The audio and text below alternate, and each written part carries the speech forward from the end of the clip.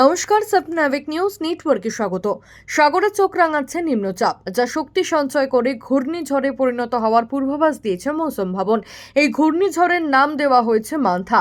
বর্তমানে সুস্পষ্ট নিম্নচাপের রূপে থাকলেও সোমবার অর্থাৎ 27 তারিখ সিস্টেমটি ঘূর্ণিঝড়ে পরিণত হয়ে পশ্চিম ও উত্তর পশ্চিম দিকে অগ্রসর হয়ে দক্ষিণ পশ্চিম ও মধ্য বঙ্গোপসাগরের দিকে যাবে। আলিপুর আবহাওয়া দপ্তর সূত্রে খবর, ঘূর্ণিঝড় মান্থার প্রত্যক্ষ প্রভাব না পড়লেও পরোক্ষ প্রভাব পড়বে বাংলায়।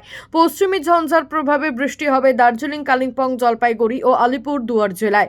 সোমবার থেকে বুধবার আবহাওয়া কিছুটা শুষ্ক হলেও তবে বৃহস্পতিবার ফের বৃষ্টি শুরু হবে। অন্যদিকে সোমবার রাত থেকে আবহাওয়ার পরিবর্তন লক্ষ্য করা যাবে দক্ষিণবঙ্গের আকাশে। মঙ্গলবার ভারী বৃষ্টির সতর্কতা জারি হয়েছে দক্ষিণ 24 পরগনা ও পূর্ব মেদিনীপুর জেলায়। বুধবারও ভারী বৃষ্টি হতে পারে হাওড়া, উত্তর ও দক্ষিণ 24 পরগনা, পূর্ব ও পশ্চিম মেদিনীপুর এবং ঝাড়গ্রাম জেলায়। বৃহস্পতিবার ভারী বৃষ্টির পূর্বাভাস রয়েছে উত্তর ও দক্ষিণ 24 পরগনা, পূর্ব বর্ধমান, নদিয়া ও মুর্শিদাবাদ জেলাতে। ইতিমধ্যেই অশান্ত হয়ে উঠেছে সমুদ্রের আবহাওয়া।